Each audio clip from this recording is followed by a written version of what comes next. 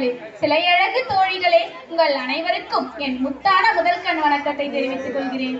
நான் பேச வந்துள்ள தலைப்பு இன்றைய அறிவியலின் வளர்ச்சி.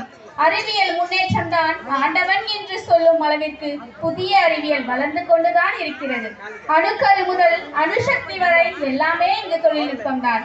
இயற்கையை படைத்த இறைவனும் வியந்து போகும் அளவிற்கு செயற்கை தொழில்நுட்பம் வேலை செய்கிறது. எங்கும் அறிவியல், எதுவும் அறிவியல், இயன்றவரை எல்லாம் அறிவியல் என்ற நிலை வந்துவிட்டது. மருத்துவர் கடவுளாக மதிக்கப்படுவதும் தொழில்நுட்பத்தின் முன்னேற்றம் தான். அமர்ந்த இடத்திலேயே அகிலத்தின் நிகழ்வை அறிய முடியும் என்றால் அது தொழில்நுட்பத்தின் வளர்ச்சியை தவிர வேறு என்ன சொல்ல முடியும்? கல்வியின் முன்னேற்றம் தான் தொழில்நுட்பம் என்பதா, இல்லை கலியுகமே தொழில்நுட்பத்தால் தான் சுழல்கிறதா என்று யோசிக்க தோன்றுகிறது. அறிவியல் தொழில்நுட்பம் வளர்ச்சிக்காக கண்டுபிடிக்கப்பட்டாலும் அது அழிவையும் சேர்த்து தருவதுதான் வருத்தம் கொள்ள வைக்கிறது. அறிவியல் முன்னேற்றம் காணாத காலத்தில் அனைத்து மனிதனும் ஆரோக்கியமாக இருந்தான் என்பது அசைக்க முடியாத உண்மையாகிறது.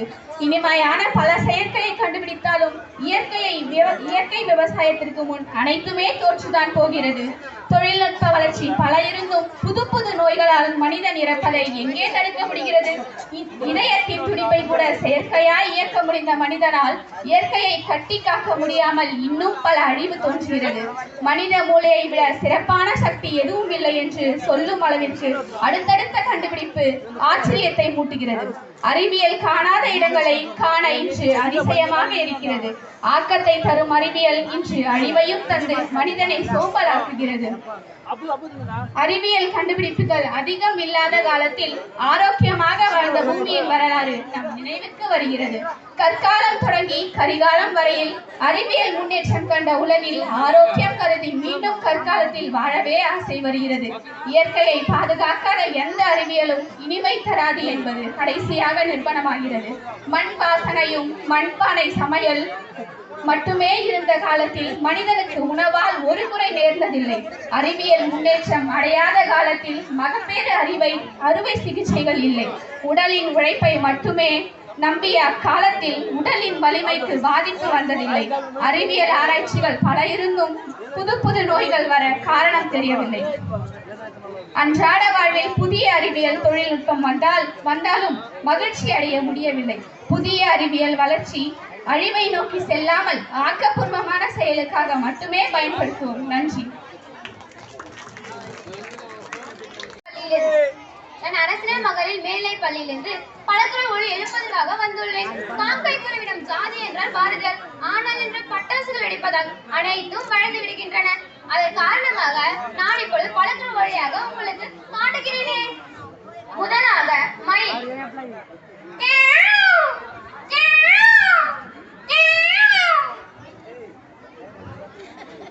நான் தான் நாடு பேசுகின்றேன். என்னுடைய கழிவுகளை பயன்படுத்தித்தான் ஆர்கானிக் உணவு பயிர்களை விளைவிக்கின்றீர்கள். ஆனால் என்னை கொன்று தின்பதிலேயே குறியாக இருக்கின்றீர்கள். சற்று வருத்தமாக இருக்கிறது.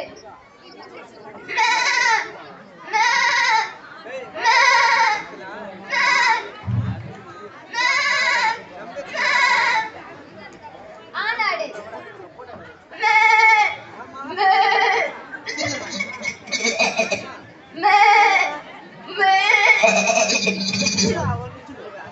குட்டியாடு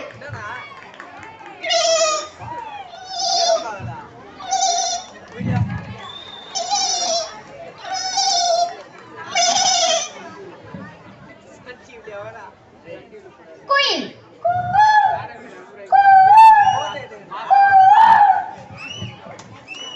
நான் தான் நாய் பேசுகின்றேன். நான் எவ்வளவு நன்றி உள்ளவனாக இருக்கின்றேன். உங்கள் வீட்டையும் பாதுகாக்கின்றேன்.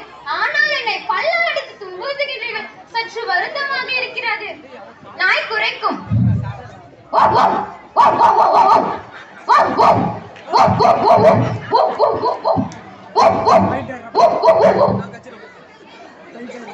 நாயும் நாயும் சண்டை போட்டால் எப்படி இருக்கும்?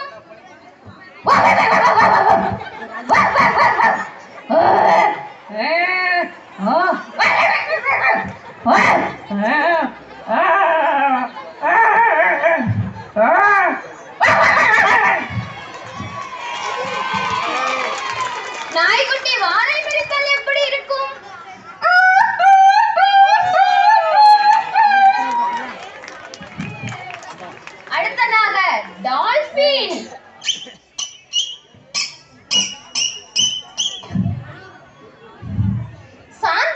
குட்டி, சாம்பல் நிறம் ஒரு குட்டி என்று எங்களை பாரதியார் பாடியிருக்கிறார். ஆனால் நாங்கள் ஒற்றுமையாக இருக்கிறோம், நீங்கள் ஏன் ஒற்றுமையாக இருக்க மாட்டேன் என்கிறீர்கள்?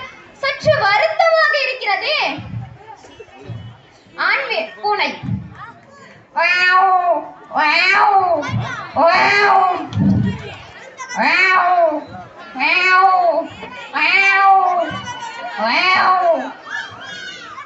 பெண் பூனை கத்தினால்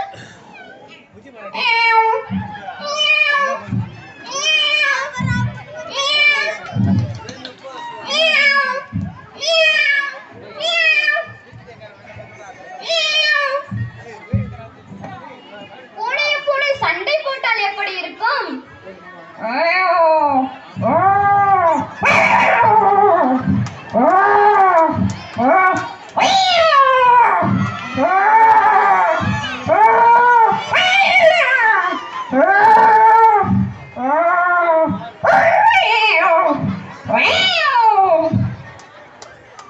நான் ஆகாயத்தில் பறந்து செல்லும் பொழுது ஏதாவது விலங்குகள் கீழே இறந்து விட்டதென்றால் அதை நான் தின்று சுத்தம் செய்கின்றேன். ஆனால் நீங்கள் உங்கள் சுற்றுப்புறத்தை சுத்தம் செய்ய மாட்டேன் என்கிறீர்கள். ரொம்ப வருத்தமாக இருக்கிறது. காகம்.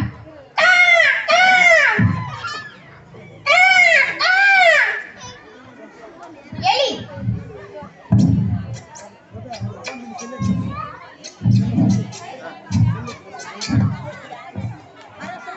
குரங்கு.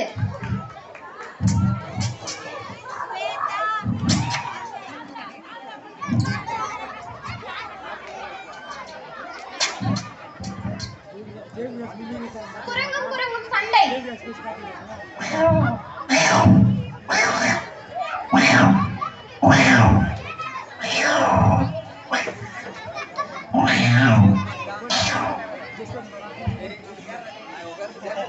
கழுகு.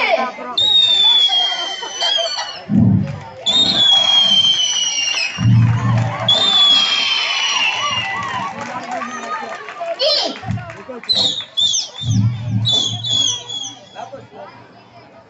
கழுதை. நான் உதை அரைக்கிறேன் என்று என் பேரை சொல்லி சொல்லி கழுதை கழுதை என்று திட்டுகின்றார்கள். எனக்கு ரொம்ப வருத்தமா.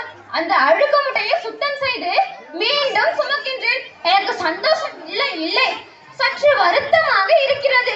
உங்கள் சுற்றுப்புறத்தை நீங்கள் சுத்தமாக வைத்துக் கொள்ள என்றால் நீங்கள் எப்படி வாழ்வீர்கள்?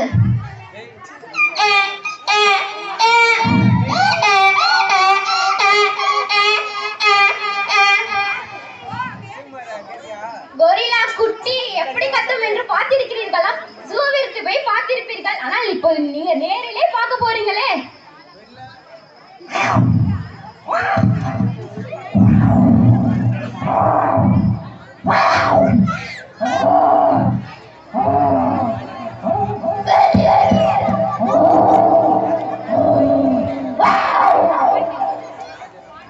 கரங்குரங்கு.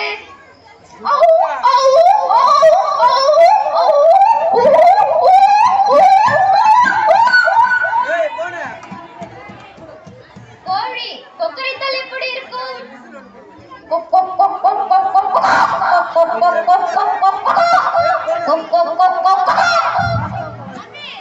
சேவல்.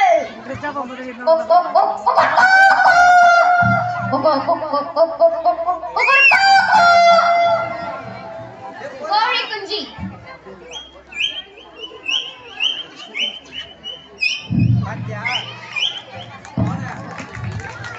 என்னை கோயிலில் பார்க்கின்றீர்கள், ஆசீர்வாதம் வாங்குகின்றீர்கள். நீங்கள் போடும் பேப்பரால் எங்கள் கூட்டத்தில் ஒரு யானை தின்று இறந்து விட்டது. சற்று வருத்தம். உங்கள் சுற்றுப்புறத்தை நீங்கள் நலம் வைத்துக் கொண்டால் நீங்கள் நலமோடு வாழுங்கள். யானை.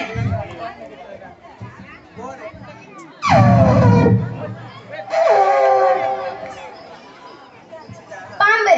நான் உங்கள் வயல்வெளிகளில் இருக்கின்றேன். உங்கள் வயல்வெளிகளில் இருக்கும் எலிகளை பிடித்து தின்னுகின்றேன். உங்கள் வயல்வெளிகளை சுத்தம் செய்கின்றேன். ஆனால் நீங்கள் என்னையே கடிக்கின்றீர்கள். எவ்வளவு கொழுப்பிருக்கும் உங்களுக்கு.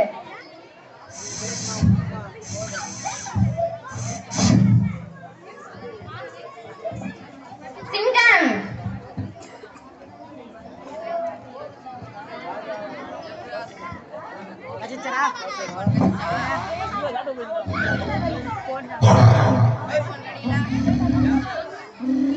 நன்றி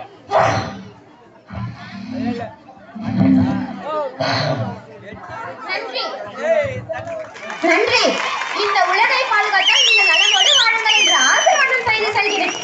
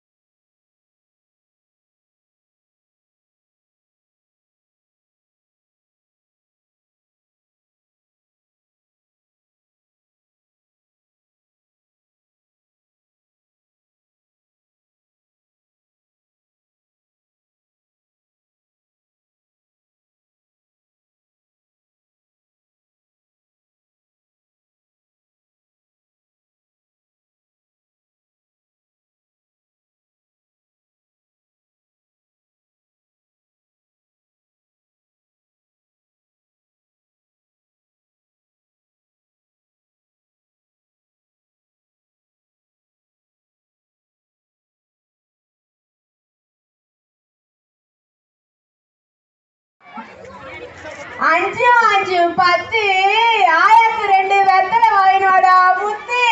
என்ன சொன்ன? வெத்தலை to me. Where I go for வெத்தலை?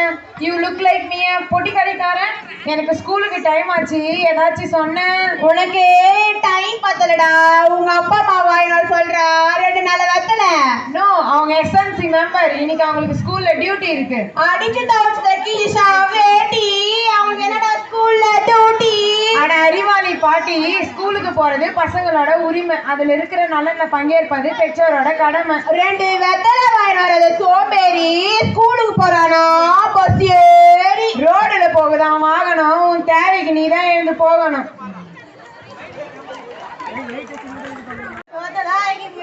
நான் இன்னும் சோறே ஆக்கல. எஸ்எம்சி கூட்டத்துக்கு போறேன்னு என் வீட்டுக்காரங்கிட்ட சொன்னா எஸ்எம்சி வேணாம் ஒண்ணு வேணும்னு சொல்றான். வெட்டி வேலையெல்லாம் விட்டுவிட்டு வீட்டு வேலையை பார்க்க சொல்றான். என்னத்தான் சொல்றது போ. இங்க மட்டும் நான் வாழுதான், அதேதான் வீட்டு வேலையை விட்டு விட்டு ஆட்டிட்டு போறேன்னு சொல்றாங்க. என் புள்ள அது வேணும் இது வேணும்னு சொல்றா. காசுக்கு நான் எங்கிட்ட போறது? நீனா பரவாயில்ல, என் புள்ளைங்க தானே, நான் புள்ளைங்க கட்டிக்கோமே. அந்த மாதிரி வெட்டிக்கணுமா, ஜீன்ஸ் புள்ளைங்க பெருலாம் ஓணுது. காசுக்கு நான் எங்க தான் போறது? பெத்ததும் தெரியல, கட்டணும் தெரியல, என் தலையெழுத்து. சரி, நான் போய் ரெடி தோசை பொங்கிட்டு வரேன். நம்ம எஸ்எஸ்சி கூட்டத்துக்கு போலாம். சரி, மனுஷன் நாக்கு வறண்டு வரல நாத்த போ. படிச்சுட்டு இருந்தல்லப்பா. ஏயா இருக்கிற இடத்துல இருந்து எட்டு குடிக்க முடியாது, படிக்கிற புள்ளைய வேலை வாங்குறியா? அம்மா நீ போய் படிமா. ஆமா, உங்க பள்ளிக்கூடத்துல இன்னைக்கு எஸ்எஸ்சி கூட்டம் நடக்குதுல்ல, நான் போயிட்டு வரேம்மா. ஏண்டி அப்பா பாரு புள்ளிய படி படின்ற அந்த படிப்புல என்னத்த கடியும்? ஏயா நீ தான் படிக்கல, நம்ம புள்ளையாச்சும் படிக்கட்டுமே. ஏப்பா என்ன பள்ளிக்கூடம் போக வேணாம்னு சொல்றீங்க? உங்களுக்கு ஒரு ஆசை இருக்கிறப்போ எனக்கு ஒரு கனவு இருக்காதா? நானும் படிக்கணும்லப்பா. சும்மா இருமா, படிக்கணுமா படிப்பு? இங்க குடலு கூழ் கழுவுதா, உனக்கு கொண்ட பூ கழுவுதா? நீ படிச்சு கிழிச்சது போதும், ஒழுங்கா நாள்ல இருந்து கழனிக்கு வா. மகள் ஒரு வாரமாக பள்ளிக்கு போகவில்லை. அம்மாவிடம் சென்று அழுது புலம்புகிறாள். பாப்பா எனக்கு தான் ஸ்கூலுக்கு போகவே பிடிக்கலப்பா. அம்மா பாருப்பா ஸ்கூல் போன்னு சொல்லுதுப்பா. நான் சொன்னேன் பள்ளிக்கூடம் போகலையா? நீ ஏன் புள்ளடா நீ? ஏண்டி அவன் தான் பள்ளிக்கூடம் போகலன்றால, இன்னைக்கு ஒரு நாள் என் கூட வேலைக்கு கிளம்புனா 4 காசு சம்பாதிக்கலாம்ல. அடுத்து புள்ளைங்க சம்பாதிச்சு அதை சாப்பிடணும்னு நினைக்கிறேன், உனக்கு வெக்கமா இல்ல? டேய் கண்ணா, இது படிக்கிற வயசுடா, நீ படிடா. போமா, எனக்கு தான் பள்ளிக்கூடமே போக பிடிக்கலன்றல. டேய் ஒழுங்கா பள்ளிக்கூடம் போடா, உங்க அம்மா 7:30 கூட்டுறா. ஐயோ நீ நினைக்கிற மாதிரி 7:30 நல்ல விடிவு காலம் போறது போது. 7:30 விடிவு காலம்மா? முன்னாடி அது 7:30 பிரச்சனை இல்லையா? நம்ம அரசு பள்ளி படிக்கிற மாணவர்களுக்கு 7.5% இடஒதுக்கீடு தராங்கயா. அப்புறம் சரிம்மா, நீ அப்பா சொல்றதுல நினைச்சு கவலைப்படாத, நான் அப்பாட்ட பேசுறேன். யோ என் பிள்ளைங்க பள்ளிக்கு போவாங்க, படிப்பாங்கயா. இதோ பாடுறா, பொம்பளை புள்ளைய காலாகாலத்துல கல்யாணம் பண்ணி கொடுக்கலான்னு பார்த்தா படிக்க வைக்கிறேன்னு கதை விட்டுனுக்குறா. ஐயோ நீ எந்த நாட்டிலயா இருக்கிற? இது தமிழ்நாடு. சமூக நீதிமன்றம் பொம்பளைங்களை அடுப்படையில் கூட்டி வச்சு புள்ள பசங்க பார்த்து சொன்னது அந்த காலம். எந்த காலமோ அங்க பாரு, ஒண்ணு படிக்கிறேன்னு போய் சுத்தி நிக்குது பாரு. வேலை வெட்டி இல்லாத விளையாட்டு புள்ளைகளா, படிக்க நேரம் எங்க சொல்லு சொல்லு, சிரிப்பாடி நடக்கட்டும் தள்ளு தள்ளு. விரிவிரி என்று சொல்லி வேதாந்தம் பேசி பேசி மதியை கெடுக்கலாமோ அப்பா அப்பா, மக்களை பிறந்தது தப்பா தப்பா.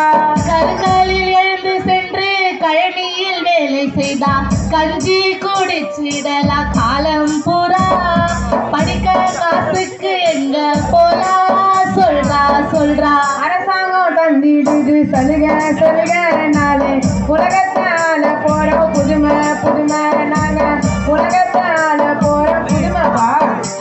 போடா டேய் வேலையை பாரு. மாமா எனக்கு தான் பள்ளிக்கூடம் போக பிடிக்கலன்றல, நீ ஏமா போன்னு சொல்ற? டேய் கண்ணா, பள்ளிக்கூடத்துல பெண் புலிகள் பாதுகாப்பு உறுதி செய்யும் பள்ளி மேலாண்மை துறை இருக்குதா? அது என்ன பள்ளி மேலாண்மை குழு? பழைய தொழிலை டெவலப் பண்ண லோன் கொடுப்பாங்களா? ஐயோ நீ காசுலே இருக்காதயா. டேய் அவன் பாரு, காசு பணம் துட்டு மணி மணின்னு பாட்டு பண்ணுகிறான். ஐயோ நீ நினைக்கிற மாதிரி காசு பணம் பார்க்குற இடம் இல்லையா அது? வேற என்ன இடம்? என்ன தேவி, எஸ்எல்சி கூட்டத்துக்கு நேரமாச்சு வரலையா? நீயும் இவ கூட சேர்ந்துட்டியா? நீங்க எல்லாம் ஒரே குட்டையில ஊர்ல மாட்டேங்க. மட்டும் இல்லைண்ணா, அந்த அண்ணா இந்த அக்கா இவங்கள மாதிரி 75% பெற்றோர்கள் இதுல உறுப்பினர்களாக இருக்காங்க. அதில் 50% உறுப்பினர்கள் எங்களை மாதிரி பெண்கள் தானா. அப்புறம் அது மட்டும் இல்லையா, நம்ம பிள்ளைங்க படிக்கிற அந்த பள்ளிக்கூடத்துல பெண்கள் திறனறி தேர்வுன்னு ஒண்ணு எழுதுறாங்க. அதுல அதிக மதிப்பெண் எடுக்கிறவங்களுக்கு மாசம் மாசம் 1000 ரூபாய் வீதம். சரிங்கக்கா, இவங்களை சொல்லி ஒரு பிரோஜனமும் இல்ல. வாங்க நம்ம பள்ளிக்கூடத்துக்கு போலாம், நேரம் ஆகுது.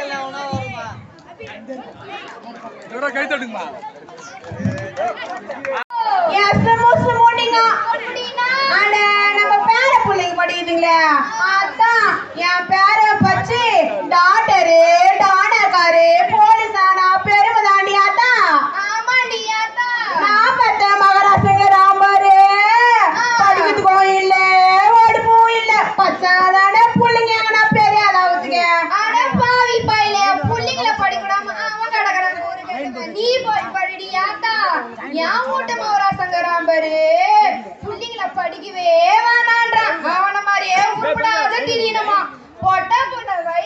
வந்துட்டா உசுக்குலுக்கே அனுப்ப மாட்டேங்கிறாண்டி. பொத்தி பொத்தி வச்சாதான் பொட்ட புள்ள கெட்டு போகாம இருக்குன்னு வசனத்தை பேசினுக்குறான் கமலா.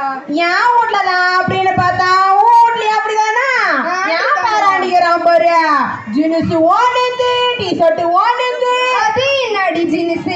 யாருக்கு தெரியும்? ஏதோ ஆன்லைன் போட்டிக்கு ஆட்டிக்கிட்டு போறானம்மா. சினிமா நடிச்சு சீன காட்ட போறானா. கொடுமை கொடுமைன்னு கோயிலுக்கு போனா அங்க 2 கொடுமை சிங்கு சிங்கு நடக்காதியாக்குதேடி அம்மா.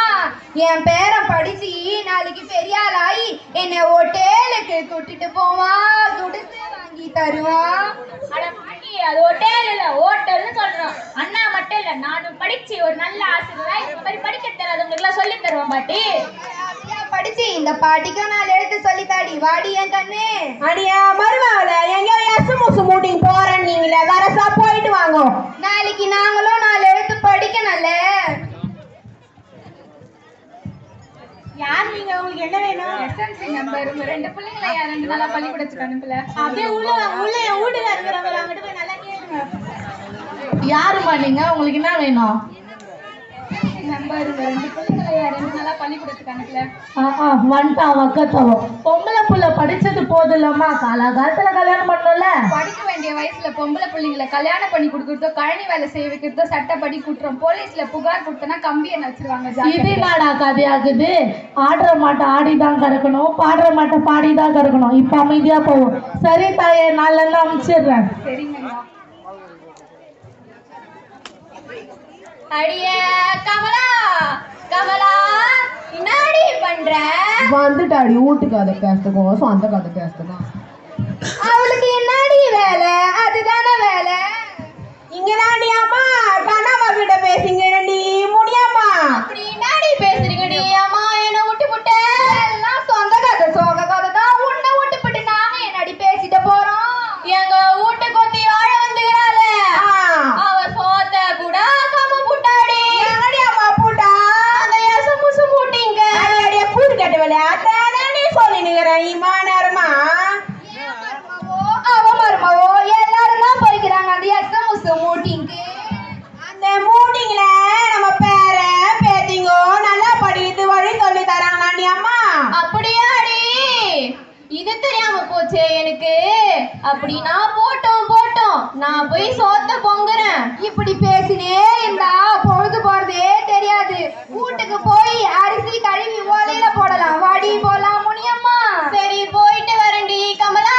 சரிடி முடியாமா? காமிச்சிடுறோம்மா. 20 பேரு கொண்ட குழு, அது எங்கள் எஸ்எம்சி. அதில் 50% பெண்கள் இருக்கணும், சரியாடி யோசி. 20 பேரு கொண்ட குழு, அது எங்கள் எஸ்எம்சி. அதில் 50% பெண்கள் இருக்கணும், சரியாடி யோசி. சரி, நான் பாடலேக்கிறேன். எங்கேயோ போனேன், வந்தேன், இப்போ உட்காந்து நடு வீட்டுல பாட்டு பாடுனுக்கிறேன். அப்ப யோ உனக்கு நான் தெரியும் அதை பத்தி. நம்ம பிள்ளைங்க படி வானவில் மன்றம்னு ஒண்ணு நடத்துறாங்க. அதுல நல்லா பண்ற பசங்களுக்கு வெளிநாட்டு கூட்டு வராங்களா? அப்ப நம்ம பொண்ணு வெளிநாடு போவோம். அதுல என்ன சந்தேகம்? அது மட்டும் இல்லைன்னா கலை திருவிழான்னு ஒண்ணு பண்றாங்க. அதில் மாநில அளவில் வெற்றி பெற்றவங்களுக்கு கலையரசி கலையரசன் பட்டம் தராங்க. அதோட இல்லாம அவங்களை வெளிநாட்டுக்கும் அழைச்சிட்டு போறோம். அது மட்டும் இல்லையா, ஆன்லைன் டெஸ்ட்னு ஒண்ணு எழுதுறாங்க. அதுலயும் நல்லா பண்ற பசங்க வெளிநாட்டு கூட்டு வராங்க. நமக்கு நயா பைசா செலவு இல்லையா? ஐயோ ஐயோ, இது தெரியாம என் புள்ளைய கழனி காட்டுல புழுதி பீஸ்லயே வேலை செய்ய சொல்லிட்டேனே. என்னை மன்னிச்சிடுமா, எனக்கு புத்தி வந்துருச்சு. இத பாக்குற என்ன மாதிரி அப்பானா திருந்தி ஒழுங்கா பிள்ளைங்களை பள்ளிக்கூடத்துக்கு அனுப்புங்க, சரியா?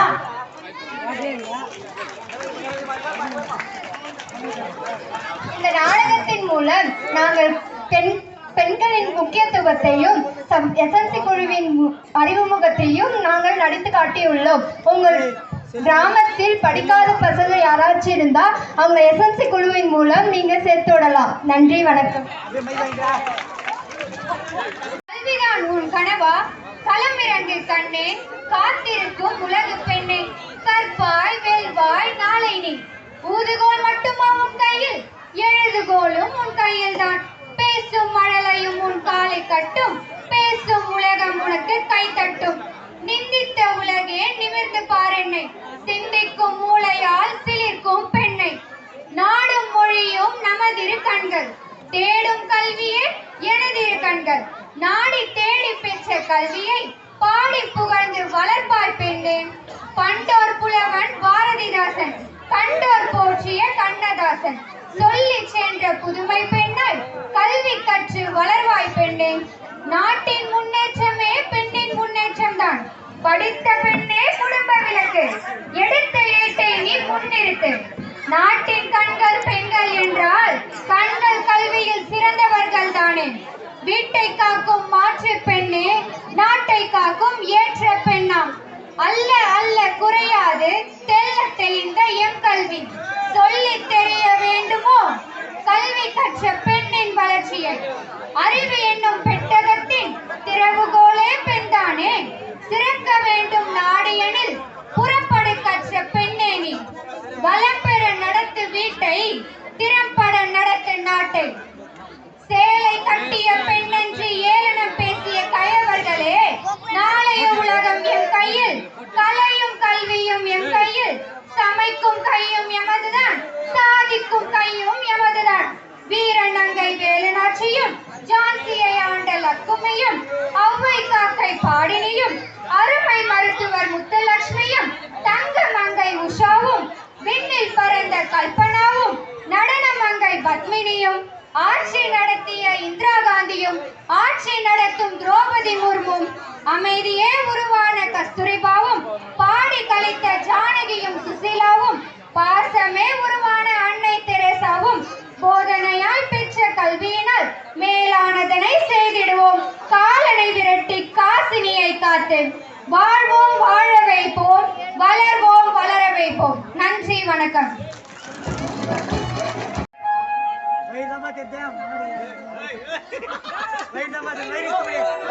அவர்களுக்கு ஊர் மக்களின் சார்பாக வீட்டுக்கு ஒரு மரம் வளர்ப்போம் என்பது அன்றைய வாசகம்.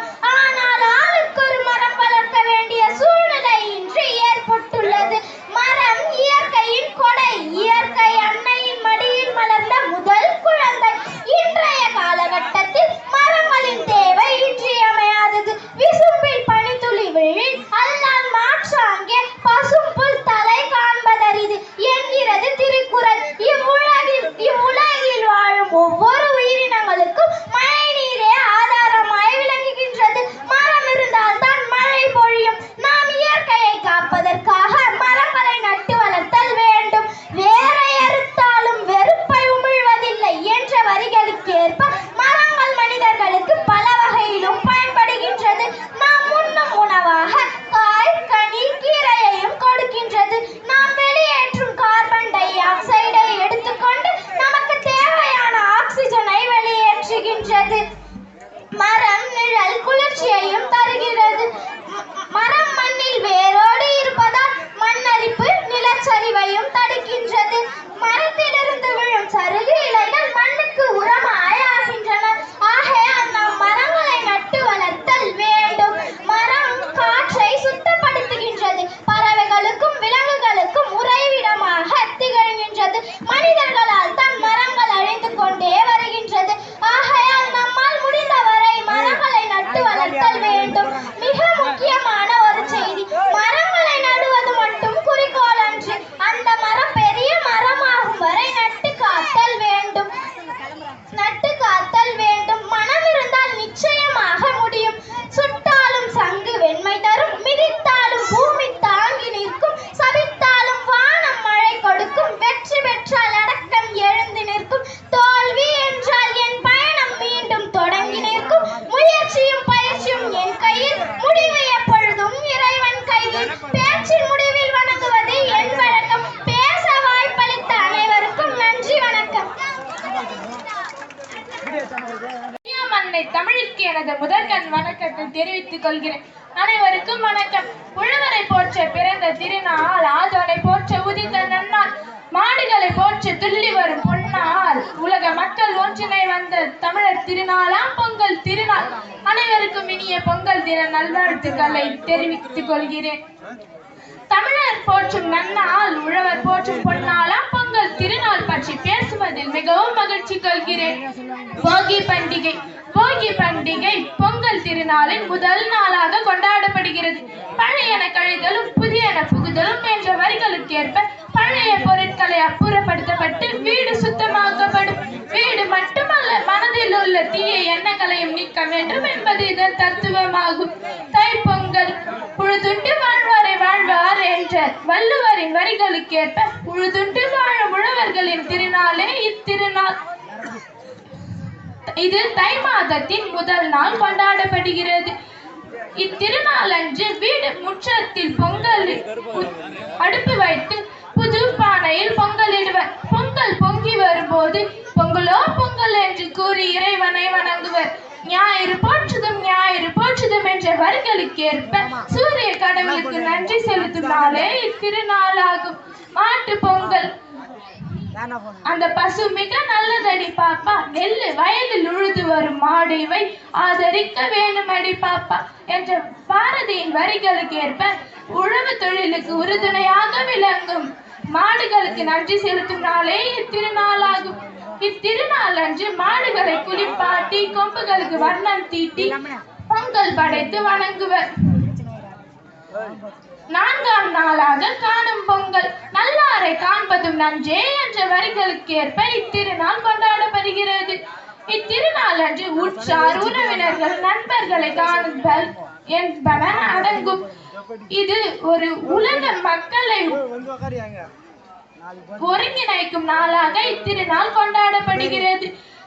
தலைமுறை மாறினாலும் மாறாத பண்டிகை எங்கள் பொங்கல் பண்டிகை பற்றி பேசுவதில் மிகவும் மகிழ்ச்சி அடைந்தேன் என்று கூறி எனது உரையை நிறைவு செய்கிறேன். நன்றி, வணக்கம்.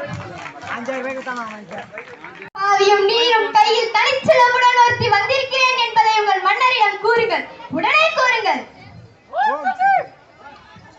யாரம்மா? அரண்மனை காவலரை மீறி ஆவேச கோலத்தில் நுழையும் நீ யார்? புறாவுக்கு உடன் தந்த புகழ்பெற்ற மன்னரின் வரலாற்றை தேர்காலின் மகனை இட்டு நாயம் காத்த மனுநீதி சோழனது பெருங்கதையை நீதியின் இலக்கணமாய் பெற்று பெருமை கொண்ட கரிகால் சோழன் பூம்புகாரே எனது ஊர். பெருவணிகர் மாசாத்துவானின் மருமகள். என் பெயர் கண்ணகி. உன் முறையீடு என்னவோ? முத்து பிறக்கின்ற முக்கடல் சூழ்ந்திருக்கும் தென்னகத்தில் மும்முரசு கட்டி முச்சங்கங்களத்து முக்கோடி எழுவாயிலேயே முத்தமிழ் காத்திருக்கும் மூவேந்தர் பரம்பரை மூலமாக்க வந்த மன்னரே, என் முறையீட்டை கேட்கும் முன் என்னை முழுவதும் தெரிந்து கொள். நீ யார்? கண்ணகி. கையில் தனிச்சிறப்புடன் வந்திருக்கும் கண்ணகி. நீதி அறியா நெடுஞ்செழிய பாண்டியனை துணிந்து இறை கொடுக்க வந்திருக்கும் கண்ணகி. என்ன பாண்டிய மன்னா, ரோமாபுரியின் கொலு மண்டபத்திலேயே தூதுவர்கள் இருக்கின்றார்கள். இதோ பாண்டியத்தின் பேரறிஞர்களே ரோமாபுரியின் வீரர்களாக தூதுவர்களாக இருக்கின்றார்கள். கடல் தாண்டி கொடி கட்டி ஆழ்வாய் அந்த கொடிக்கம்பம் முழங்கிவிட அயல் நாட்டில் அர்கள் முளைக்க கொடுகோல் அவசர தீர்ப்புக்கு ஆளாகி கொலையுண்ட கோவலனின் மனைவி கண்ணகி நான். என்ன கோவலனின் மனைவி கண்ணகியா? சிலம்புத்தருடைய கல்வனின் மனைவியா? யாரையா கல்வன்? என் கணவனா கல்வன்? இல்லை, அவரை கல்வன் என்று குற்றம் சாட்டிய கைவர்களே கல்வர்கள். ஆத்திரத்தில் அயல்கண்ணை மூடிவிடாதே கண்ணகி. கல்வனை தமிழகத்தில் நீதி கொள்ளாமல் விடாது என்பது உனக்கு தெரியுமல்லவா? நீதி இலக்கணத்தை உடைக்கும் நெடுஞ்செழிய பாண்டியனே, உன் நாட்டில் எதற்கு பெயர் நீதி? நல்லான் வகுத்ததோ நீதி? அல்ல அல்ல, வல்லான் வகுத்ததே இங்கு நீதி. அதனால்தான் நான் வணங்குகின்றேன். என் வாழ்வு கருவூலத்தை சாவு பணிக்குறியில் தள்ளிவிட்டீர்களே. கொற்றவனே, கொலை நீதியில் முன்புற வந்தவனே, எண்ணிப்பார். ஒரு மண்டபத்தில் விசாரிக்க வேண்டிய வழக்கு கோயில் மண்டபத்தில் முடிவடையே. சிந்தியுங்கள், நன்றாக சிந்தியுங்கள். இதற்கு பெயரா நீதி? இதற்கு பெயரா நேர்மை? இதற்கு பெயரா நியாயம்? இதற்கு பெயரா அரசு? உனக்கு பெயர் அரங்கார்க்கும் மன்னன். கண்ணகி, கணவன் கையில் இருந்தது அரசு கோப்பெருந்தேவியின் சிறப்பு. கோப்பெருந்தேவியின் சிறப்பு அல்ல மன்னா, கோவலந்தேவியான் என்னுடைய சிறப்பு. அதற்கு ஆதாரம் வேண்டுமா? 1000 கேள்வி கேட்டு உன்னை குற்றமற்றவனாக ஆக்கிக் கொள்ள துடிக்கிறாயே. இது போல் ஒரு கேள்வி நேருக்கு நேர் என் அத்தானை கேட்டிருந்தால் நீதி அறியா நெடுஞ்செழிய பாண்டியன் என்று உன் பெயர் நிலைத்திருக்கும். என் கணவரின் உயிரும் எனக்கு கிடைத்திருக்கும். கண்ணகி, கோவலன் அணிந்திருந்த தேவியின் சிலம்பு இல்லை என்றால் அதை மெய்ப்பித்து காட்டுவாயா? இப்போது மெய்ப்பித்து என்ன இறந்து போன என் கணவரின் தலையை திருப்பி தருவீர்களா? வெட்டுள்ள தலைகளை ஒட்ட உங்களால் முடியுமா? முடியாது உங்களால், முடியாது நாங்கள். ஆனால் உயிர் போன என் அத்தானின் தலையை போல் உங்கள் தலைகளை தொங்க வைக்கின்றேன். இதோ மதுரை பாண்டியா, தேவி அணிந்திருக்கும் சிறங்களில் உள்ள முத்துக்களா மாணிக்கங்களா? முத்துக்கள், அதுவும் பொற்கை முத்துக்கள். என் சிலம்பிலே உள்ளவை மாணிக்கங்கள். ஏதோ தேவி குடு, இங்கே பார்க்கலாம். மற்றொன்று மாணிக்கங்கள், மாணிக்கங்கள் இல்லை பாண்டியா, தர்மத்தில் கண்ணீர் வடிக்கும் இரத்த துளிகள். இன்னும் உனக்கு சந்தேகம் என்றால் இதோ பார். இப்போது என்ன சொல்கிறீர்கள்? அறம் கூறும் மாற்றோர்களே, பெருங்கேட்ப பெரியோர்களே, இப்போது இதற்கு என்ன பதில்? வாய் அடங்கி விட்டதா? நீதி கவிழ்ந்து விட்டதா? தலை பொங்கி விட்டதா? பாண்டியனின் அறம், பரம், திறன் அனைத்தும் மண்ணோடு மண்ணாக அழிந்து விட்டதா?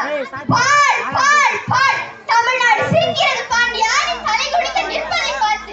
ஆடை சேனை ஆயிரம் ஆயிரம் வந்தாலும் அன்னை நாட்டை எதிர்த்து கம்பீரமாக நிற்கும் உன் வீரம் எங்கே? வெற்றி தீரும் பாதை எங்கே? அனைத்தும் மண்ணோடு மண்ணாக கலைந்து விட்டதா? கண்ணகி, அழு, நன்றாக அழு. காலமெல்லாம் மழை வைத்த பாவியே அழு, நன்றாக அழு. என் காதலனை துடிக்க துடிக்க கொண்ட பாவியே அழு, நன்றாக அழு. தமிழே, என் தாயே, என்னை மன்னித்து விடம்மா, என்னை மன்னித்து விடம்மா. ஒழியட்டும், எல்லாம் ஒழியட்டும். நன்றி கூடி விடைபெறுகிறேன். நன்றி. பெருமக்களுக்கும் ஆசிரியருக்கும்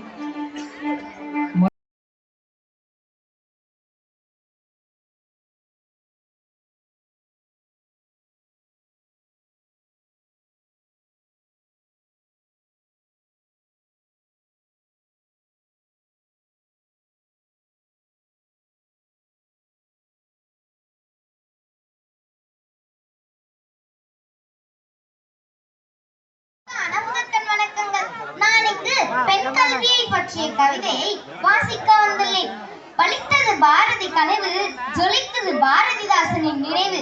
கொடி கட்டி பறக்குது பெரியாரின் கொள்கை, மலை ஏறி போனது பெண்ணடிமை என்னும் வழக்கு. தொலைந்தானது பெண்ணுக்கு சமையல்தான் எல்லை எனும் பேச்சு. அழிந்து போனது ஆணுக்கடிமை பெண்ணெனும் ஆதிக்கமும். தளர்ந்தானது பெண் கல்வி குறித்த தவறான எண்ணங்களும். நொறுங்கி போனது அறிவில் சிறந்தவர் ஆண் மட்டும் எனும் கொடுவுரையாடல். சிதைந்தானது பெண் பற்றிய ஏளன பேச்சு எல்லாம். மடிந்தானது மங்கை மனை வேலைக்காரி என்பதெல்லாம். காலம் வந்தது குனிந்த தலை நிமிரும் நிலை. பாலம் அமைப்போம் விண்ணுக்கும் மண்ணுக்கும். அன்புக்கு அடிபணிவோம், ஆதிக்கத்திற்கு அடிமையாக மாட்டோம். வளரட்டும் பெண்ணும் பெண் கல்வியும். ஒரு பெண்ணிற்கு கல்வி புகட்டுவது ஒரு குடும்பத்திற்கே கல்வி தருவதாகும். பெண்ணின் முன்னேற்றம் கல்வியை வைத்துதான். பெண் கல்விக்கு வழிகோலுங்கள். வீடு தாண்டி வரும் பெண்டீர் அனைவரும் உங்கள் வீட்டின் கண்கள் என கொள்ளுங்கள். பெண்ணிற்கு கொடுக்கும் கல்வி தன் நாட்டிற்கு கொடுக்கும் உயர்வு. நாட்டின் பொருளாதார வளர்ச்சிக்கு அதுவே ஏணிப்படியாகும். குறையாத செல்வம் அது கல்வி. பெண் கல்விக்கு பாடிடு பல்லவி. பெண்கட்கு கல்வி வேண்டும் உலகினை பேணுதற்கே. பெண்கட்கு கல்வி வேண்டும் கல்வியை பேணுதற்கே. கல்வி இல்லாத பெண்கள் கல்லர் நிலம். அந்நிலத்தில் புல் விளைந்திடலாம், நல்ல புதல்வர்கள் விளைதல் இல்லை. ஊதுகுழலை கையில் எடுக்கும் பெண்கள் எழுதுகோலை கையில் எடுக்க வேண்டும். சிந்திக்கும் மூளை பெண்ணுக்கு உண்டு, நிந்திக்க வேண்டாம் பெண்ணின் திறமையை. வானையும் வளர்ப்போம், கடல் மீனையும் வளர்ப்போம், மண்ணையும் விண்ணையும் கற்று தெளிவோம். கற்றவரும் நாங்களே, கல்பனா சாவ்லாவும் நாங்களே. கற்றோரையும் பெற்றோரையும் மதித்து வாழ்வோம், மற்றோரின் நல்லுரையையும் மதித்து வாழ்வோம். நாட்டை உயர்த்தி நாமும் வாழ்வோம். வாழ்க நற்றமிழ், வாழ்க தாய் திருநாடு. நன்றி.